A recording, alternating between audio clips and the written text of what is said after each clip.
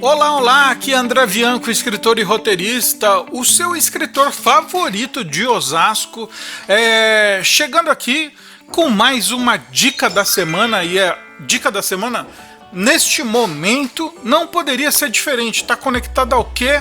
É esse nosso momento do Covid-19, ao coronavírus, e o que nós escritores, o que nós autores de ficção temos a ver com isso e o que a gente pode aprender com este momento em que muitas das famílias, a maioria das famílias, e tomara que cheguemos aí a mais de 90% das famílias brasileiras, fiquem em casa para interromper a corrente de transmissão, de propagação desse vírus que tem um alto índice de propagação, de infecção.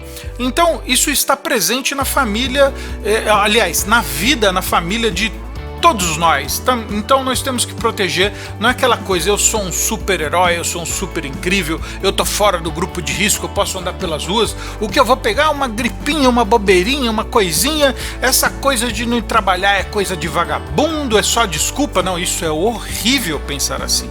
Nós temos que pensar que o fato de nos isolarmos em casa e nos colocarmos já antecipadamente, voluntariamente em quarentena é um ato de amor ao próximo. Porque o que a gente precisa, o que as pessoas com a mente mais elevada precisam entender nesse momento?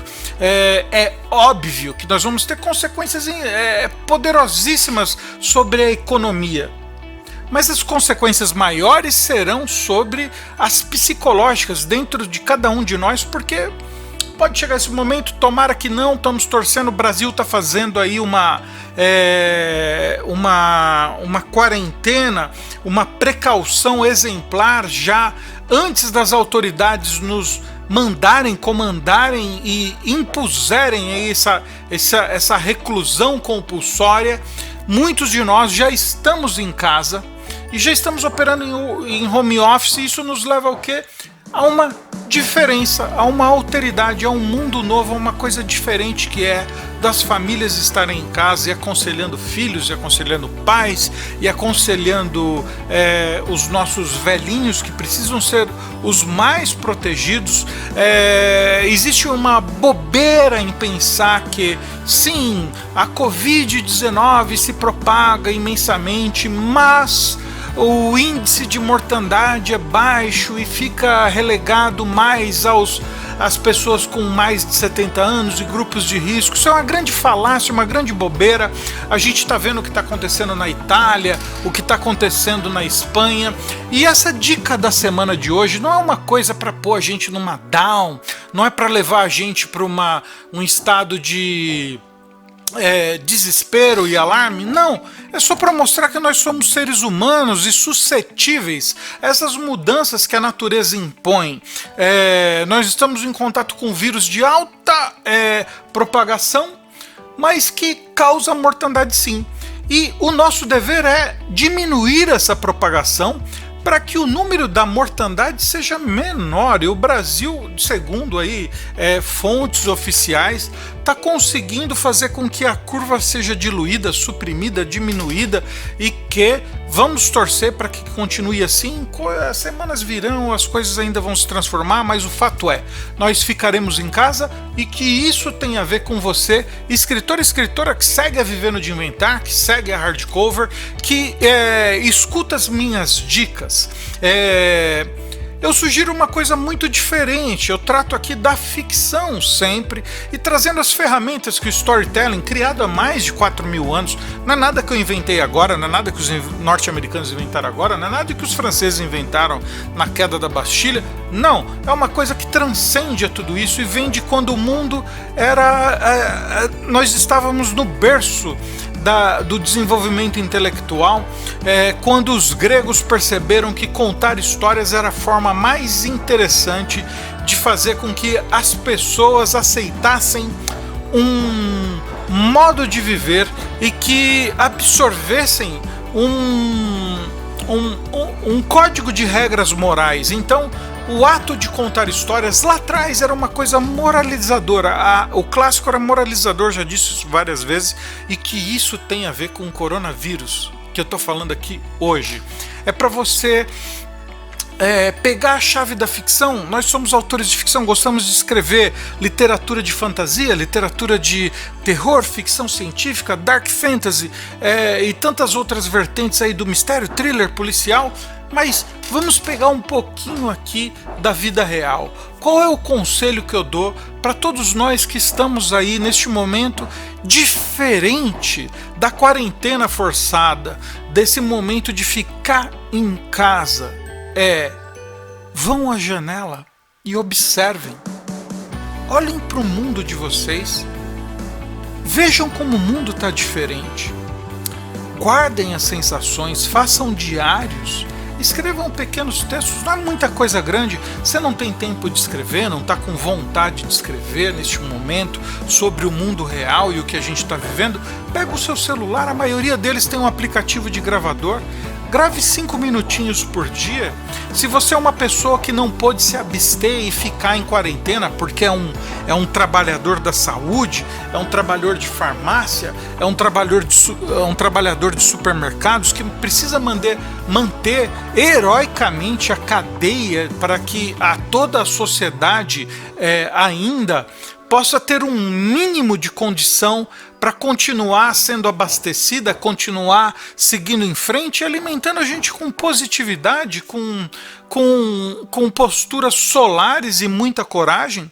Pega aí, quando você estiver aí no meio de transporte, se você trabalha com Uber, se você é 99, se você é iFood, se você fica no caixa de um supermercado e acompanha Vivendo de Inventar e gosta de contar histórias, se você é médico, tem muitos médicos que são da Hardcover, tem muitos profissionais da saúde que participam da Hardcover e da Vivendo de Inventar.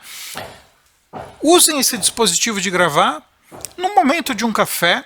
Grave 5 minutinhos do que está acontecendo ao seu redor. Isso vai ser muito importante para você como autor. Nós escritores somos um radar, uma grande antena parabólica que capta tudo que está vindo do mundo e a gente transforma depois. Isso não vai servir apenas para questão de ficção do que você vai escrever no seu próximo livro e nem que ele precise ser apocalíptico, mas isso vai servir também como um registro desses dias tão excepcionais que estamos vivendo, que você vai poder transmitir para a posteridade, transmitir para historiadores que vão estudar o que foi esse fenômeno da Covid, a maior pandemia que tivemos nos últimos tempos e que fez o mundo inteiro praticamente parar. Fez com que as pessoas ficassem em casa e fossem obrigadas novamente a conviver com seus familiares. Tem muita coisa que vem daí. Coisas dos instrumentos da ficção, que eu falo do Primeiro Sangue, que nos dá aí coisas muito interessantes, mas a vida real é sempre muito mais poderosa do que qualquer coisa que a gente possa imitar. Na literatura a gente chama isso de verossimilhança, na dramaturgia a gente chama isso de mimética. Mimética que vem da mimesis, que vai da palavra mímico também, que é imitar. No nosso caso, imitar a vida. Isso vai ser um material muito importante para você. Talvez no futuro, talvez daqui 5 anos, 10 anos, quando você revisite essas notas, não são tempos agradáveis, é claro, mas existem coisas curiosas e interessantes acontecendo neste momento. Você está tendo a oportunidade de redescobrir os seus parentes mais próximos, a sua preocupação com os seus pais, com os mais velhinhos, a sua preocupação com os mais novos ou com aquelas pessoas que estão em grupos de risco. Coloque isso em palavras, escreva aí 20 linhas, um parágrafo, escreva 5 minutos, 10, grave em áudio 5 minutos, num momentinho de folga. Se você trabalha com transporte de alimentos, que estão sendo heróis também em manter a cadeia de distribuição de alimentos para que a gente possa eventualmente ir ao supermercado. Eu mesmo vivi experiências diferentes, saindo aqui no meu bairro, andando 2 quarteirões, indo até a farmácia para comprar um remédio para minha filha. Chego lá, é a primeira vez que eu vejo a farmácia com faixas, dando a distância que eu devo ficar do atendente, a distância que segura que eu devo ficar do caixa, estender para colocar o cartão de crédito na leitora. No supermercado que eu vou diariamente, ia diariamente comprar pão, agora eu já estou espaçando de 3 em 3 dias, a gente vai comprando, come pão aí esquentadinho na chapa, põe numa sacolinha do próprio supermercado e fecha. Desculpa o barulho, que está uma obra infernal na casa ao lado aqui, e a gente fecha num saquinho de plástico, o pão fica murcho, o famoso pão amanhecido. Olha só quanta coisa isso nos dá. Mas o que aconteceu no supermercado? Eles estão agora com uma blindagem. Em cada caixa há uma placa enorme aí de 1,5 m por 1,5 m mais ou menos, e fica só o buraquinho da máquina de cartão de crédito, para que você, ao falar com o caixa, não tenha aí eventualmente num espirro involuntário, numa tosse não controlada, de vai e vem do caixa de você, para que os fluidos corporais não se encontrem. Eu nunca vi isso na minha vida. E estou anotando aí, quem já viu a minha maquininha FreeWrite, que eu digito lá, anoto essas coisas diferentes que estão acontecendo.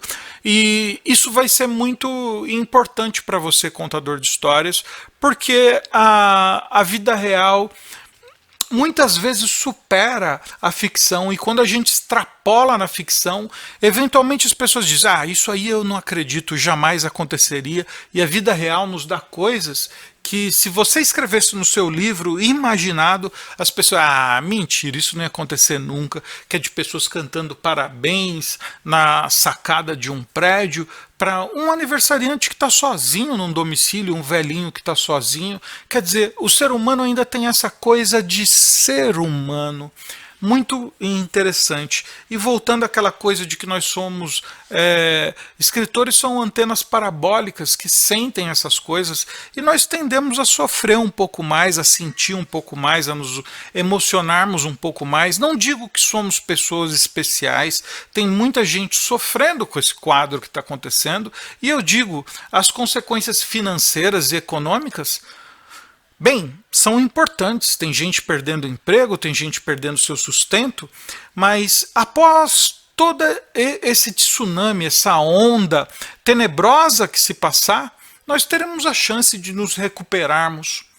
Mas as sequelas que ficarão psicológicas daqueles que vão perder pessoas que gostam muito, e nesse cenário, de novo, eu estou dizendo, isso aqui não é para ser uma transmissão depressiva, mas é um lance real. Nós não vamos ter a chance de nos despedirmos fisicamente em loco de nossos entes queridos. É o que a gente está vendo na Espanha acontecendo, é o que a gente está vendo na Itália acontecendo. Eu não estou inventando nada aqui, e tomara que o Brasil não chegue a esse extremo.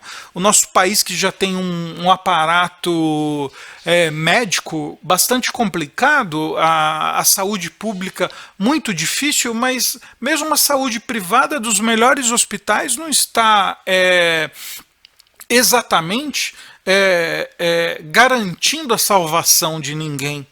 Então é muito importante que você registre o seu dia a dia, o que você sentiu diferente quando foi ao supermercado, desde as coisas pequenas às grandes coisas. Espero que você não seja internado, espero que seus próximos sejam preservados, e a coisa melhor que fazemos agora sim é nos isolarmos.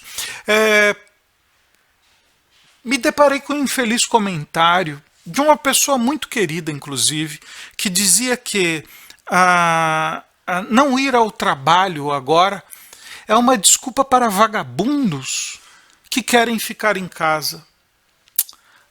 Isso me entristece demais na alma. Eu digo, escritores são mais suscetíveis e frágeis. Não ir ao trabalho agora é você preservar a sua vida e preservar o seu entorno.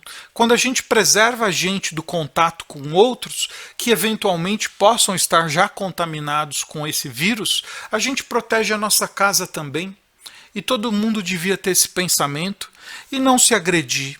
Não dizer que quem não vai ao trabalho é um vagabundo. Isso é uma coisa muito triste de se pensar e de se dizer. Eu tenho pena de quem tem esse pensamento.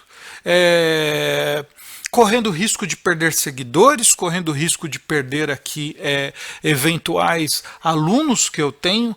Eu sou totalmente contra a postura que vimos do nosso líder maior em cumprimentar pessoas, cumprimentar pessoas fisicamente, quando o mundo todo está dizendo: fique em casa, mantenha a distância. A distância não é porque você tem uma abominação pela outra pessoa. A distância é um ato de amor, um ato de preservação da vida, e para que nós, como seres humanos, depois de que toda essa onda passar, sigamos em frente. E nós, contadores de histórias, vamos continuar contando histórias, e as pessoas que amam ler histórias lerão histórias. E o conselho que eu dou para você, escritor, além da ficção, de usar esse tempo que você está em casa para escrever contos, postar contos, luminares, positivistas, independente do seu gênero. Anote o que está acontecendo de diferente no seu dia a dia. Isso vai ser importante hoje, vai ser importante amanhã, e vai ser importante no futuro, quando as pessoas forem estudar o que aconteceu conosco, que vivemos esses dias do coronavírus. Bem, de verdade, não é para ser um vídeo triste, é para ser um vídeo alegre e um vídeo motivador. A partir de já, a Vivendo de Inventário e Hardcover, eu, André Bianco, aqui na posição de escritor e roteirista, vou propor a vocês provocações para criarem textos, criarem contos, criarem histórias, com provocações teleguiadas aí, para que você aproveite esse tempo que está em casa, reserve um momento para se dedicar à arte de escrever, porque o mundo vai voltar ao normal, sim.